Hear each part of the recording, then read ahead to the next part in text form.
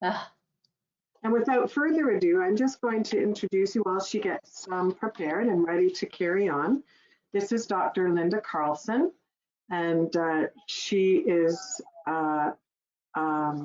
sorry, I was all prepared before, and it's kind of thrown me. I'm so glad. well, mindfulness in action, totally my fault. I About apologize. methodology and how to relieve stress. So that's great. And mindfulness. Dr. Carlson is at the Department of Psychosocial Resources at Tom Baker Cancer Center. She is a clinical psychologist, and she is also a full professor in psychosocial oncology at the University of Calgary. She is a speaker globally and has two books that she has written that I am actually in the process of reading the first one and finding it very interesting. And I also wanted to let our audience know that you have many YouTube videos that they can tap into, that you've spoken on many different topics in cancer, and I find them very helpful. So I'm going to let you take it away so that we can get started. Thank you very much. All right, thank you, Christine. Again, to everybody attending, I totally apologize. I hope we didn't lose people in the 10 minutes where I was doing some other work before I actually checked my emails. So I do apologize, and thank you for being here today. And this is a perfect example of how we could use mindfulness to help manage unexpected things that happen to us. So I appreciate this. So I'm going to talk about stress in the time of COVID, and specifically how that has made things difficult for people with cancer. I'm going to talk about what we call the mix of 6 protective factors to help you cope with stress. And then I'm going to focus in on mindfulness. I'll tell you what it is. I'll talk about the different programs that have been developed and just some of the research that shows its benefits. And then I'm going to teach you some really practical breathing exercises at the end that you can use anytime, like now, to help you cope when you're feeling anxious or worried. So why are we more stressed now? A lot of people have said that the pandemic has really ramped up their level of stress and, sort of turned their lives upside down in many ways. So let's just think a little bit about the characteristics of dealing with COVID that are stress inducing. So the sort of, and I'm going to make the parallels in a minute to cancer and how it also has these same features. So it's uncontrollable.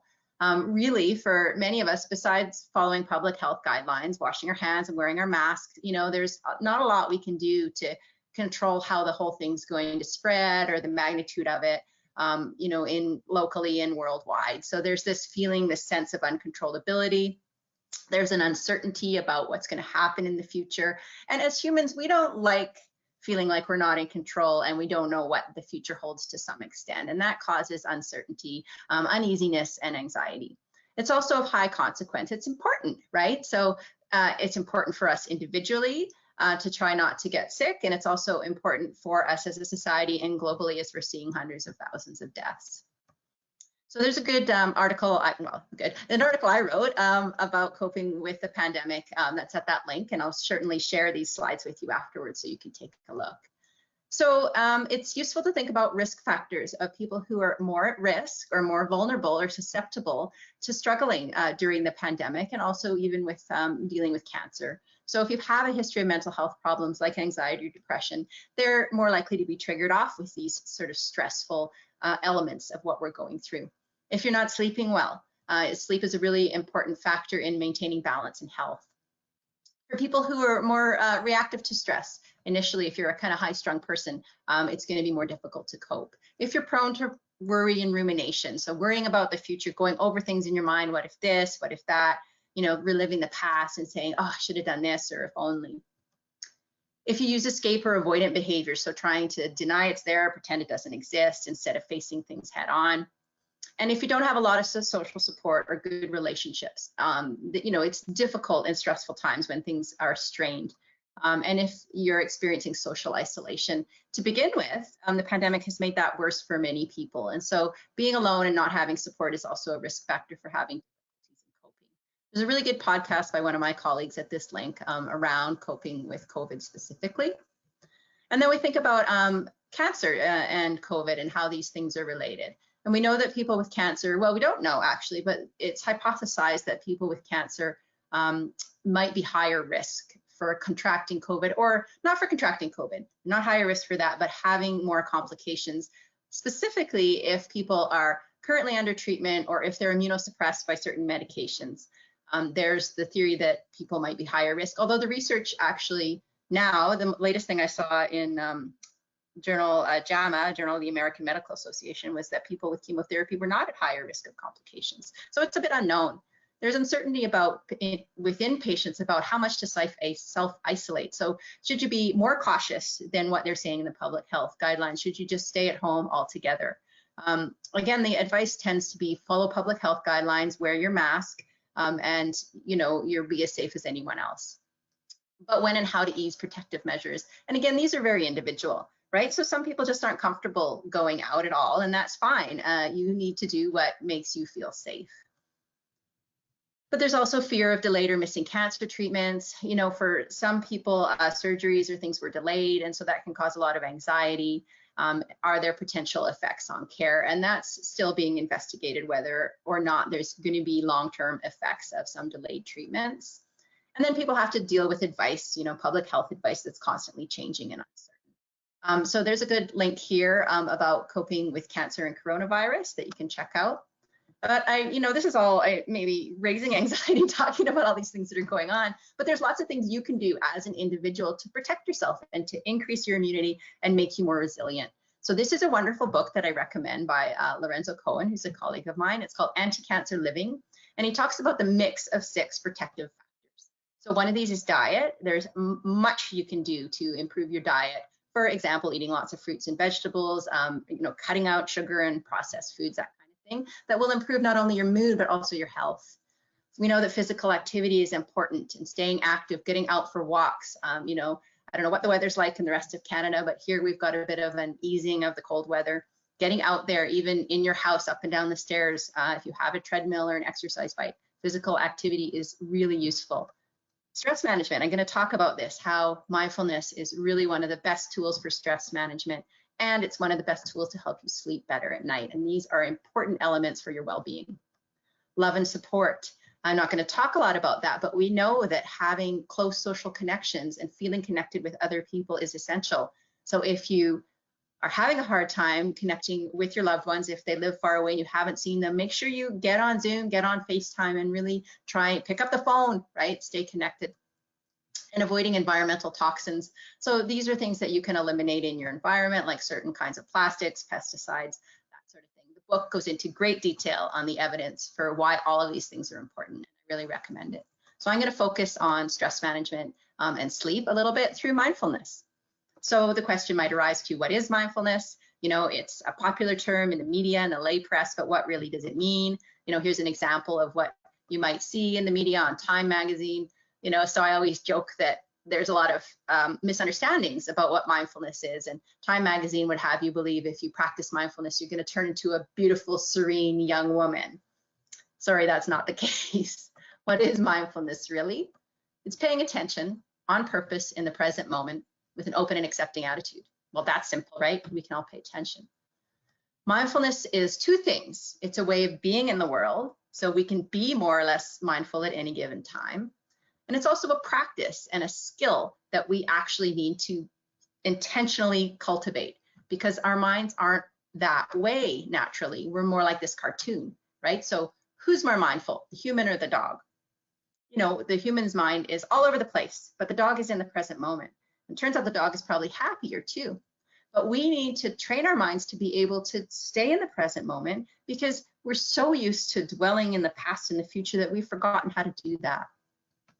And this is the practice of mindfulness, an illustration of it, setting aside time. Obviously, you're not going to always be looking out over the ocean and a beautiful sunset, but we do need to intentionally cultivate the skill of mindfulness. So it's just like learning to play tennis or piano. We have to practice it to get better.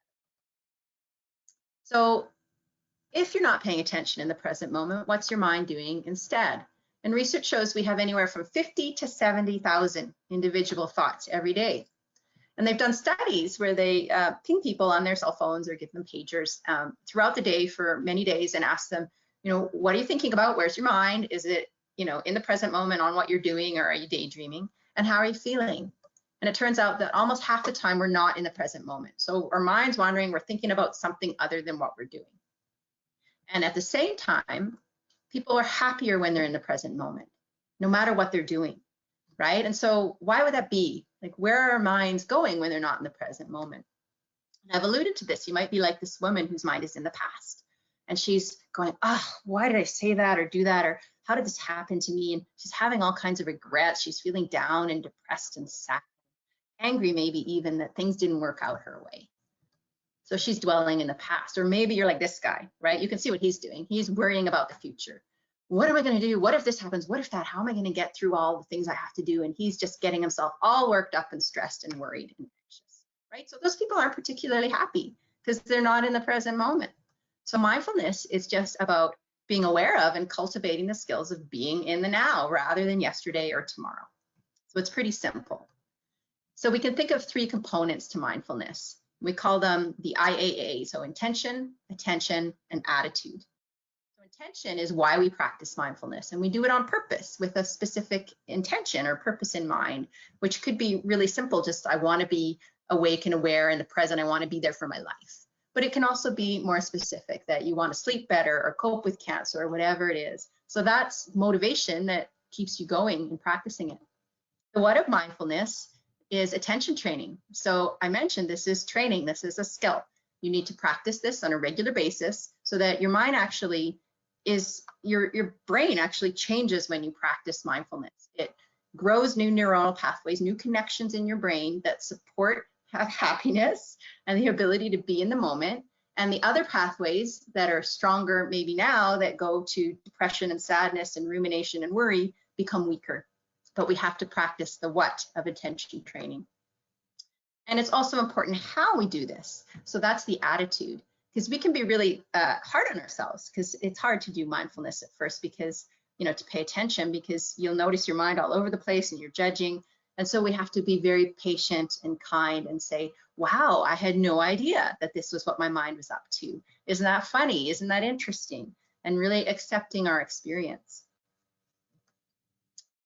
So there's certain attitudes of mindfulness that are important, and I won't spend a long time on these, but non-judging, so accepting our experience with patience, right?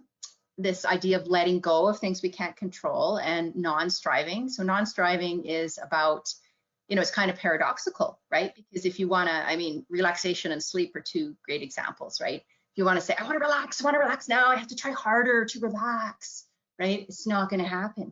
The same thing, I need to sleep, I really need to sleep. It's really important that I sleep. Well, you're going to be up all night. So you have to let go of wanting something so badly and just being in the moment, trusting the practice. And beginner's mind is sort of being open to things and seeing yourself as if for the first time. And I always joke and say, these attitudes might seem kind of far out, but you could practice the opposite, and that would turn you into a judgmental, impatient, rejecting, grasping, striving, suspicious, know-it-all.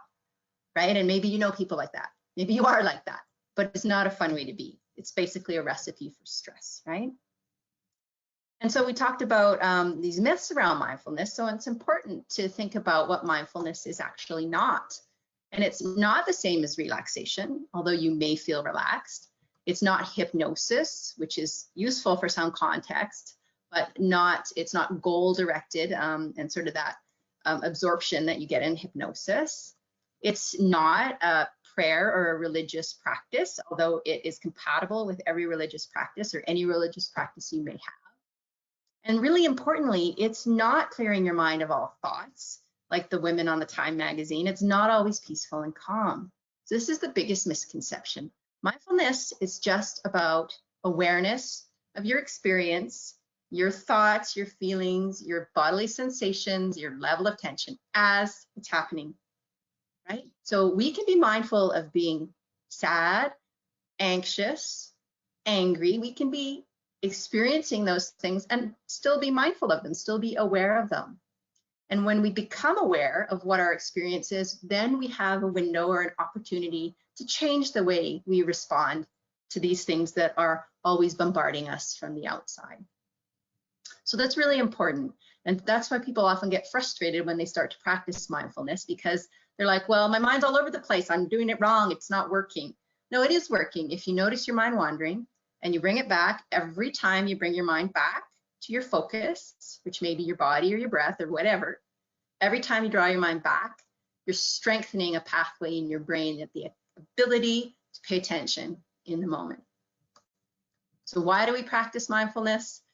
Because we recognize the only certainty in life is change. Things are constantly changing, but we don't like that. The unwillingness to acknowledge and act upon this reality is, some say, the root cause of all suffering. It's trying to force things to be a certain way or stay a certain way or go a certain way. It causes suffering because it's fruitless. So mindfulness is the process by which we face and accept the inevitability of change. So here's a great poem that I really like about, being in the moment and what your life is like if you can be in the moment. I went to the woods because I wished to live deliberately. You don't have to go to the woods to live deliberately, but you can do this anywhere. To front only the essential facts of life. See if I could not learn what it had to teach, and not, when I came to die, discover that I had not lived.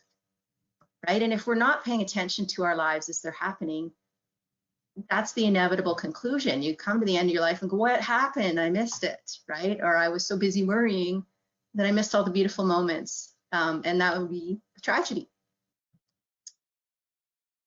So here we'll just, I know I started late and I don't want to go over, but I do want to take a moment to just do a little check-in, a mindful breathing exercise with y'all. So we'll just take a minute and you can look at this beautiful wave, or you can shut your eyes. And I don't want you to do anything to change your breath or anything. I just want you to pay attention to your breath. So I'm going to ask you to put one hand here on your chest and one hand lower down around your just below your belly button in your abdomen. Notice any judgmental thoughts about the size or texture of your abdomen. Let those go. And we're going to just pay attention to our breath. So don't change it at all. Just pay attention. Be mindful of it. And you can allow your eyes to close if you want. You can sit up a bit straighter and just feel the breath coming in and out. It's going whether you pay attention or not, right? So inhale, feel the movement and notice where, and then exhale. So notice where in the body you feel the movement and which of your hands is moving. So as you breathe in, how long is the breath? How smooth? Where do you feel the movement in your upper or lower arm? And then as you transition to breathing out, where is that movement? Again, don't change your breath. Don't try to make anything happen. When your mind wanders, which it probably will, that's okay. Just bring it back to being a breath detective. So what can you notice? What can you learn about what happens in your body as you breathe? And if you find you notice tension in your neck or shoulders or your belly, you can choose to release it if you want.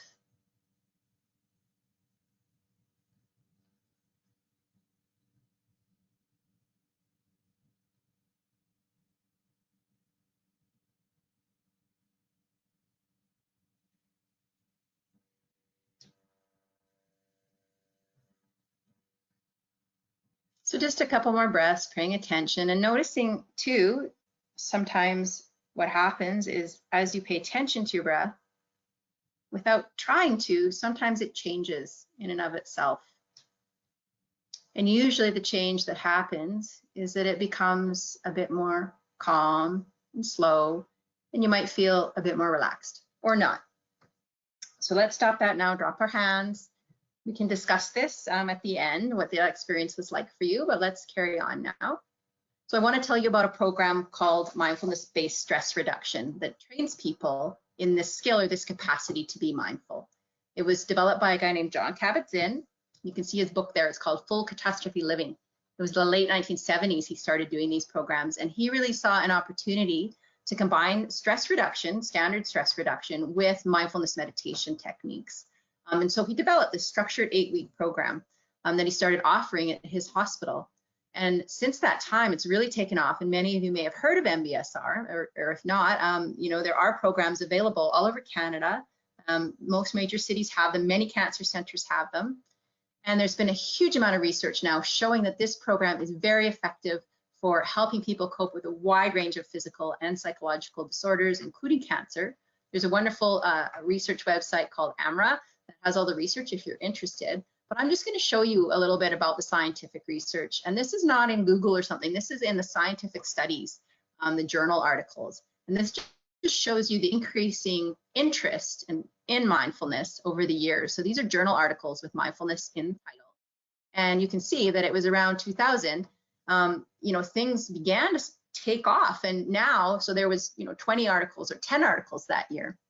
Ours was one of them. Our first paper on mindfulness for people with cancer came out in the year 2000.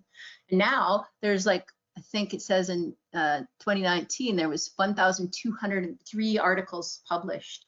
And these are all scientific applications of mindfulness interventions and the neuroscience of mindfulness. So if you're interested, there's much you can read about that. So I'm going to tell you about our program for cancer patients, survivors, and family members. And the question is, why would this be useful? I kind of alluded to this, but the spider's dilemma here kind of illustrates it. He says, my life's a mess, doc. You got to help me. I just seem to be spinning out of control, right? So that's how cancer patients often feel. And we call it the illness experience. These elements of loss of control, like I talked about earlier with COVID, there's combined with the life threat and maybe having to take a closer look at our mortality for the first time, which can be a wake-up call and a good exercise, but it's also frightening and upsetting for many people. There's this loss of routine and predictability and certainty. You have to take time off work. You don't know what maybe your prognosis is going to be down the road, if it might come back. All sorts of feelings of sadness and grief, loss, anger, depression. There may be shame, self-blame, guilt, and symptoms like pain, fatigue, sleeplessness, fear of recurrence. So no matter how good the prognosis, it's often there for people is it going to come back? When's it going to come back? How is it going to come back? So they're hypervigilant. But it turns out that these approaches to mindfulness, the skills in regulating emotion, attitudes of acceptance, letting go, there's a real strong emphasis on self-compassion. These things really help people cope with all these difficult things that are part and parcel of dealing with cancer. So here's our program here called Mindfulness-Based Cancer Recovery. We started doing this in 1996 with some of my colleagues. And in 1998, we put together the MBSR model from John Kabat-Zinn, and we devised our own program at the Tom Baker Cancer Center that's open to all cancer patients and family members. And it's done in groups of 15 to 20 people over the years. So we've had thousands of people go through. And we have research studies in our program. So it started as an 8-week program. Now it's 9 weeks and about 2-hour weekly meetings. There's usually 1 or 2 instructors. And there's always a discussion around what is mindfulness, attitudes of mindfulness, stress reduction, mind-body medicine, and mind-body connection. And then we do mindful movement, yoga, and meditation practices, different types. And there's a booklet, and people do daily practice at home to develop the skill of mindfulness. They keep track of how much time they spend, and we have a longer retreat near the end of the program. If you want to read about the program, Michael Speck and I wrote this book that goes through it week by week, everything in the program. It has guided meditations. It's patient-centered, and it's for people to do a home study of their own. It's in a whole bunch of different languages: French, Dutch, Spanish, German, couple of versions of Chinese, and some other ones as well. So it's highly available for people. The types of meditation practices we train people in this program are quite variable. So one's called the body scan. You see all those people lying on the floor. They're not sleeping, they're busily scanning their bodies. So they're taking their attention from their toes up to their head very slowly, learning to tap into what kind of sensations we're actually feeling in the body, reconnect with the body through the body scan. And there's sitting meditation. You see the guy in the chair, you don't have to sit all tangled up like a pretzel to do meditation. We might do walking practice. You see the people slowly walking in a line. It's just about paying attention as you're walking. Open awareness, which is sort of opening up to all of our experience. We use imagery like mountains and lakes, and we practice loving kindness, which is a type of meditation practice too. And there's also an element of yoga, which we call mindful movement, because really it's just paying attention to how we move our bodies and how that feels. And for people who've been through cancer, it's really important to get to know your body again, refriend it in a way because things may have changed through your treatments and surgeries, and your level of energy is lower, your flexibility, your strength. So it's a way to rebuild that and to reconnect. So I'll summarize our research results really quickly. And we've been doing these studies, as I said, since the year 2000. So first we looked at symptoms that people were suffering from and measured these before and after and compared to other groups who weren't doing the program, and saw big improvements in people's symptoms of stress. So this includes like muscle tension, as well as things like racing heart and, the ability to focus and sleep and all those things. We saw improvements in mood, like anger, anxiety, depression symptoms. Again, people sleeping better, less fatigue, and then less of that rumination and worry as well. And we've looked at partners who participate, and they also show improvements. And then we looked more at, can we not only decrease symptoms, but help people thrive, improve their psychological well-being. And we did see improvements in overall quality of life, spirituality, which is a sense of really just feeling connected with something larger than oneself, post-traumatic growth, which is kind of this idea of finding a benefit in a traumatic experience. And so the spirituality and post-traumatic growth are around finding like purpose and meaning in life and living in an authentic way, and using the cancer experience as a catalyst to examine one's values and how you want to live your life, and overall improvements in how mindful people are. And we've also taken all sorts of biological samples and looked at things like blood pressure, which decreases over the course of the program. We look at the stress hormone cortisol and take saliva samples throughout the day at home for many days, and we see changes in cortisol patterns consistent with sort of decreased stress. We see less inflammation in the immune system, a stronger immune system. We've even looked at telomeres, which are the little tips of chromosomes right within the DNA. And one of our studies was the first ever to show that these kinds of practices, mindfulness, could affect what's happening in the telomeres. And media was really excited about that. And you see there was a number of articles. So this one from the National Post says, yoga and mindfulness practices assist breast cancer recovery at a cellular level. And lots of articles around the world saying world first evidence suggests that meditation alters cancer survivor cells. And this one I got a kick out of through Scientific American, changing our DNA through mind control. We're not actually doing mind control, but we are changing your DNA. So it really gets in the body, these practices. So what I'm going to do now to finish is to share with you a number of really simple breathing practices that we do in our program that we call minis. And these are things people can use anytime. So first I have to tell you a little bit how the nervous system works. So we can break the nervous system down into things that are voluntary. So for example, or somatic, if I want to raise my arm, I say I'm going to raise my arm, and I raise my arm.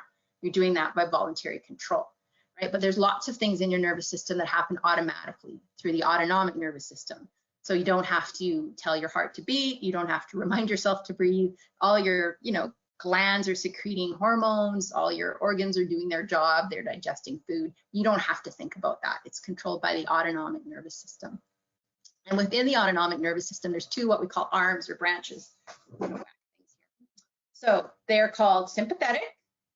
I'll do sympathetic here. So sympathetic is your fight or flight, your arousal arm of the autonomic nervous system. And that's like when, we get shocked, something happens and you have that automatic reaction. You're driving your car and somebody or an animal runs out in front, you slam on the brakes, right? So your heart's racing, your palms are sweaty, your muscles are tense. That's the sympathetic nervous system that's kicked in, that fight or flight. And we get this often throughout the day for other things as well. Thoughts we have that are worrying can also trigger our sympathetic nervous system. And so when that's up, our muscles are tense. It's not very good for us to be like that for a long time. And the other branch is called parasympathetic. This is the relaxation arm. And so when we take deep breaths, when we're resting, it activates the parasympathetic. And so we want to find a balance, right? We don't want to have too much energy or too much relaxation all the time. We want to kind of balance those out. And the way that we can do that, it turns out, is by utilizing the breath. So even though the breath happens automatically, it's controlled by the autonomic nervous system, we can also control it ourselves.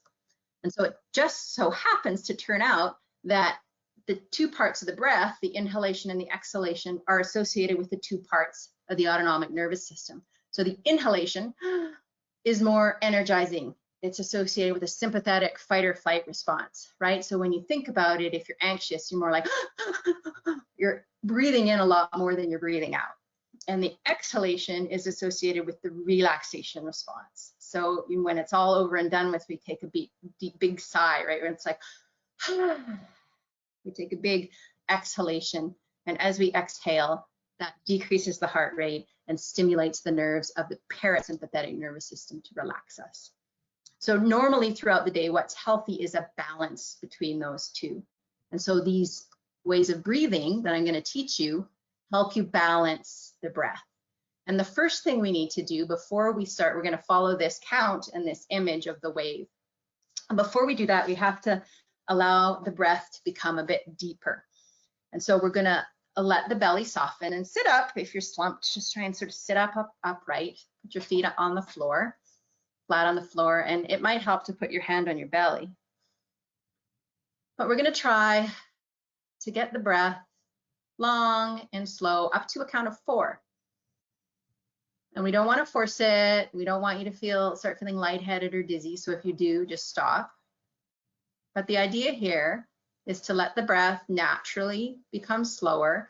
And then you can use this image of the wave so that as you breathe in, it's 1, 2, 3, 4. And as you breathe out, 4, 3, 2, 1. 1, 2, 3, 4. And find your own pace that's comfortable for your breath.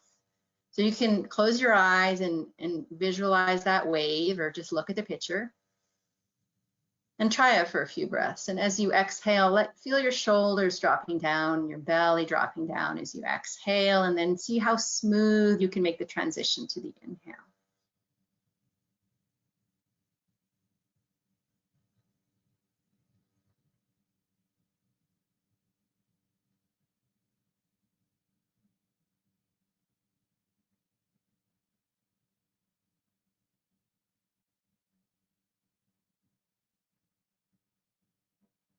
All right, so now opening your eyes, I find that really feels lovely and relaxing. I hope you were able to make it work with the rhythm. It takes a bit of practice sometimes, so it'd be nice to hear from you in the chat box or afterwards how that feels. This one's a little trickier for some people. We call it the square breath. It's still balanced, but here you get a box or a square. We're going to hold or pause with our lungs full. So we're going to breathe in, say it can be a square or a rectangle. So if you breathe in, say for 4, and you hold for 4, that's more of a square, but you can also breathe in for 4 and just hold a little bit for maybe 2, and then breathe out for 4 and hold at the bottom with your lungs mostly empty. So a tip here is when you pause, you want to have your lungs mostly full, or at the bottom mostly empty, but not entirely, because then you might feel like you need to gasp for breath. So try it. And visualize that square or that rectangle as you're breathing in and out, and add that little hold or pause.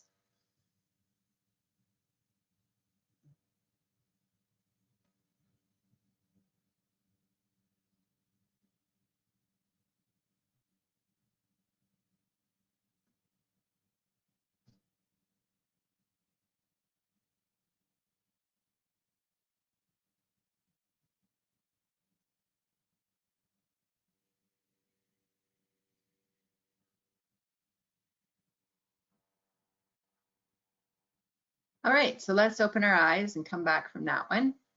I'd be curious to see how that feels for you. So often people say, oh, they didn't like the holding at one end or the other, or they liked it better at one end or the other. And there's a reason for that. They feel different for sure. And the reason is, if you think back to what I just said about the in-breath and the out-breath and whether they're relaxing or energizing, when you hold after the in-breath, sort of with your lungs full and you're pausing, that's emphasizing the sympathetic, or the energizing part of the breath. So I can even feel my heart accelerating a bit then. It's a little bit more anxiety provoking. And then when you hold at the bottom with your lungs empty, you're emphasizing more the exhalation. So that tends to be a more calming feeling once you get used to that pause. So the next one we're going to do takes advantage of that pause after the out breath and eliminates the pause after the in breath. So this is meant to be relaxing because more than half the time it's emphasizing the out breath. So we'll breathe in for 4, directly out for 4, and then just hold the pause after the out breath with your lungs mostly empty. So it's a triangle you're making. So try that. And again, you want to get a comfortable count.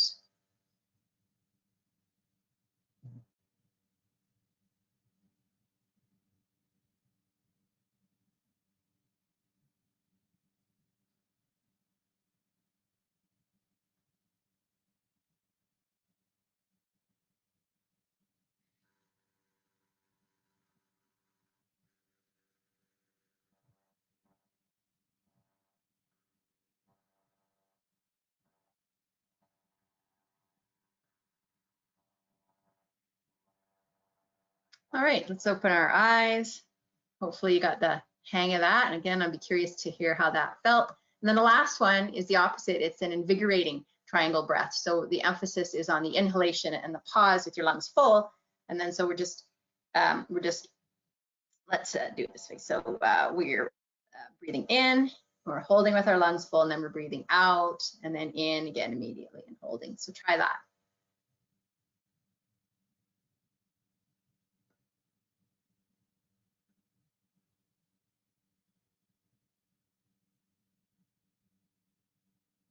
And so because the emphasis is on the in-breath and the holding with your lungs full, and keep going, it tends to feel a little more energizing. So I want to end with you feeling, not too sleepy.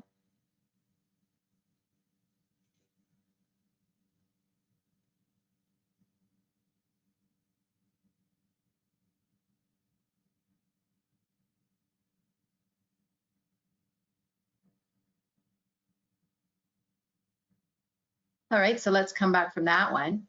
So we've called these all mini exercises, mini breathing exercises. And, I would really encourage you, there are things you can do anywhere, anytime. You don't have to close your eyes. You can do them when you're in sort of stressful situations, or you're waiting, you're having to get a blood sample drawn, or you're at a red light, or you're in line at the grocery store, or you're in a situation where you're starting to feel worked up, or you're anxious, or you're getting angry with someone. Take a pause, do some of these mini breaths, and you'll find that often, once you get the hang of them, they can really take down your level of anxiety and arousal, so you feel much more calm, and you have more capacity to cope with whatever's coming your way. So I'm just going to summarize what we talked about. Mindfulness is present moment, non-judgmental awareness with acceptance of whatever's happening, because it's happening. It's a way of being in the world that's cultivated through intentional meditation practice. And so programs like MBSR and MBCR, that's the cancer one, they train people in mindfulness and help decrease a range of symptoms like anxiety, stress, depression. And mindful awareness, using things like the mini exercises, can help people cope with everyday stressors. So I'm going to stop there for Q&A. And these are all the different ways you can contact me. And there's actually a link on there for some yoga videos and guided audios that are available to our patients that I'm happy for you to use as well. And I'll just stop it there for some Q&A. Well, first of all, thank you so much, Linda. This has been very enlightening. It has been something that I've been trying to incorporate in my everyday life. And I have to say to the audience, truly, those breathing exercises do make a huge difference.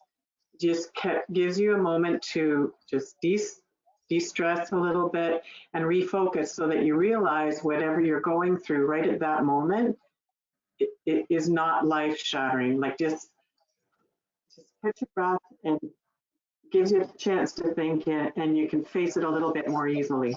So I thank you for sharing with those with us, for sure. And I am going to let everyone know that we are going to put all those great ideas on our website.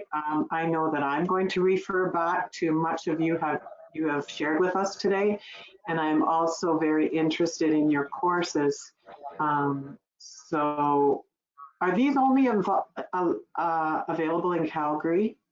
Like, is this a one-on-one, or are you now doing it virtually with COVID? Well, okay, so our in-person programs are now on Zoom, but they're still just for patients out of the Tom Baker. But we have developed a couple of other versions of the program. So one is a fully online version that's through a company in the States called emindful.com. Okay.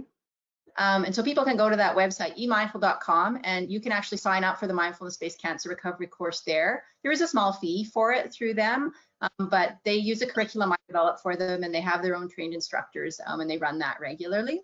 So that's a real-time, interactive kind of video conferencing version of it. Mm-hmm. And there's also an app that we have recently developed. There's many mindfulness apps to begin with, and some of them are better than others. Most of them haven't been rigorously tested, but we actually developed one based specifically on our program. And so it's it's within a larger app. So the name of our program is called the Mindfulness-Based Cancer Survivorship Journey, but it's within people would find it online is through an app called AM Mindfulness, just AM Mindfulness, Okay. the larger app. And again, that's available on the App Store or anywhere you would get an app. So it's AM Mindfulness, and then you look for the mindfulness-based cancer survivorship journey within it. Okay, perfect. And Yeah. actually, you've given me a great idea, because this COVID situation, and not only just COVID, but just actually being a kidney cancer patient, this might be something that we could offer to our patient community on our website ourselves. So maybe we could talk about that another time and see what we might be able to offer. Let's go and see if any of our audience has questions for you as well. Yes, Well, well, there's comments. Yes, I do have. There's a comment from Deb, who says, take a breath, hold your breath. This reminds me of being inside a CT scanner when sometimes the breath hold seems really long. So for me, just breathing without the holds works best. That's funny. Hey, yeah, you don't want to bring up those negative associations. Yeah, and other people don't take to it at all, right? Yeah. Yes, yes. Nina says, thank you, Dr. Carlson. Can we have access to these PowerPoints? So yes, Nina, you're going to see that the webinar is being recorded, and we will have that on our website, and you will see the presentation as well in the recording. And there is Amy that says, excellent presentation, thank you. And Russell says, love these calming mini breathing exercises, and asks, is there a fee to join the TBCC MSBR or MBCR program? Is there a fee? No, there's no fee. It's just only, actually, I think patients all over Alberta now can do it. But I committed to people in Alberta because now that it's virtual, I think we've extended it more broadly. And I think I'm not sure if I have people from Edmonton right now. But there is, I can give well, there's a phone number. I could give that. There's also online information through Cancer Control or Cancer Care Alberta, it's called now. But the phone number is 403-355-3207. And our next program will be starting after Christmas. So usually around mid-January. We're just halfway through the fall program now. So people can't join, but we'll be starting again after the new year. I'm just going to ask you to please repeat that number, because I know we have a large audience in Alberta. Oh, sure. So 403-355-3207. And that's the Psychosocial Resources Department, and they can get you on the wait list. Perfect. Thank you. That's all I had for these for the questions. Okay. Do we have a couple of minutes? I could show you a video about the app. Yes, that would be great. Thank you. I have more slides, but I didn't want to go over time. I apologize again. No, that's okay. I'm just going to zoom through them. Let's see, because at the very end, hopefully the video will work. I'm not sure about the sound, but we'll see. Okay. So this is some of the adaptations I was talking about for online. This is just a study we did with the online mindfulness and how it works. I'm just going to zoom through. The app stuff is at the end. This is a study. This is about the mindful.com partnership. So that's the company I mentioned who does the online program. This is another study we're doing using the online program during chemotherapy for patients. And here's about the app. And as we go further along, okay, here we go. Yeah. So it takes the content from the book, turns it into this mindfulness survivorship. And there we go. Can you hear it?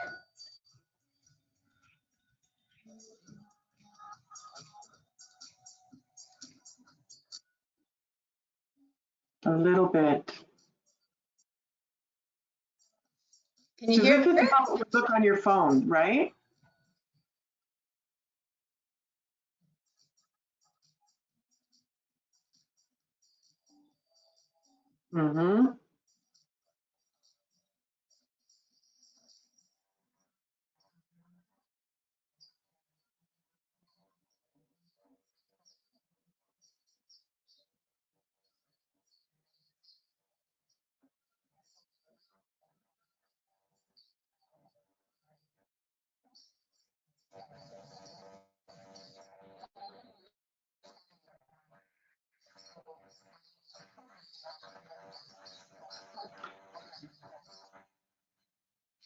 I can hear that there's something playing, but it's not overly loud. Okay, I'll And stop it. Yeah, that might be difficult that's okay. to do through, but that was great to see. And I noticed that you had one that I subscribe to is the Calm, and I saw that you Yeah. had that one up as well. I'm definitely going to check out this app because it is helpful. And you know what? I've actually used it when I've been at my appointments. When we have those long waits, I have to travel for my appointments, as I'm sure many of our audience does as well. And when you've had your ultrasound or your CT scan and you're waiting for your blood work or whatever, it's sometimes helpful just to have, that calming music, or you have short meditations to do that really kind of just relax. So you're right, like the Calm app and Headspace, these other apps, a lot of them have the guided meditations. And what's about this one, the mindfulness-based cancer survivorship, is that it also has the teaching components. So Michael went in the studio and recorded, the way we teach the program in person. And so they're interspersed. It kind of goes through 27 different tracks sequentially. So you do a bit of the learning around mindfulness, and then you do the practice, and then you can also go back and forth and just do the practices if you want. So that adds in sort of the more building week upon week, that the in-person emphasizes. So any of those are great. And there's many, many other, places you can get free guided meditations. There's actually a website called Free Mindfulness, I think it's called. Yes. It's got many, many guided meditations you can download as well. So I do highly recommend using them in those situations, any waiting rooms, even when you're getting a chemotherapy infusion, right? It can just distract you and help just relax. Yeah, right? That's right. Yeah, and I noticed you had some body scans on there, which I have done as well, and I find very, very helpful. This is, I'm sure, for a lot of people, very new and maybe a little bit intimidating. I know when I first started meditating that I had the concept that I had to be quiet and you're supposed to kind of go into yourself. And I find that very difficult to sit so quietly for so long. Yeah, that's why most people do. Yeah, it's hard, and so that's why I so enjoy the guided meditations, because they can take your focus. They can do the same kind of process, but you're not feeling you're all alone in your own head. It's kind of a funny story, actually, because the current group I'm teaching, there was some confusion at the beginning around where they were to get the guided meditation tracks at the audio to help them do home practice. And so the first week, I'd say at least 4 or 5 of them tried to do it all on their own. They were supposed to be, and so they came back and they said, that was so hard. My mind was what I couldn't, and I'm like, well, were you listening to the guided, body scan? And they're like, no. And so the next came back and they're like, oh my gosh, that was so much easier. You're like trying to do the advanced meditation in the first week of the class. Yeah, and it was interesting when you were first talking about how people start and you try and get out of your head, but it's almost impossible. But you beat yourself up and you make yourself more stressed because you can't do it. It's not supposed, mindfulness isn't supposed to be stressful. It's supposed to be make it easy on yourself. So it's really important to just be very compassionate to yourself and very kind. If you notice your mind's all over the place, we call it monkey mind, right? Jumping from branch to branch thought. That's very normal, and so be calm about it, be kind, and just take your attention back to the breath. And that's really how the skill of mindfulness develops. Yeah. No, this has been so interesting. I thank you so much. And I'm so glad you added those breathing techniques, because I de-stressed right away. And I apologize again for increasing your stress. I was just worried. I was just hopeful nothing had happened, because sometimes we have those little incidents that kind of come to us, and we're not able to go where we're supposed to go. So I was just hoping you were. You know what? I just had in my head it started at 11, so I'm like, okay, time to go get ready. And I was like, surprise! Oh no, that's great. Well, thank you for everybody who attended, and I hope those breathing exercises were helpful. Some kind of takeaway that you can use. Yeah. Yeah, I'm certainly going to make sure that everything is on our website. So everybody who's joined us, all of this information will be on our website. We can put in some links for you to easily go to some of the things that we've talked about, and we'll certainly mention your books. That will be very helpful for some of our patients. So, so once again, thank you. And best to you for all the endeavors that I see that you're a very busy woman. So I wish you all the best. Thank you very much, and have a great week, everybody. Thank you. And thanks everybody for joining. I so appreciate you supporting Kidney Cancer Canada, and that's what we're here for. We want to support you. So even if you have ideas about future webinars or coffee chats that we have coming up, we'd love to hear your suggestions. Just write into us at info@kidneycancercanada.ca, and we're happy to consider them and see what we can develop going forward. Thank you for joining us. Bye for now. Bye-bye.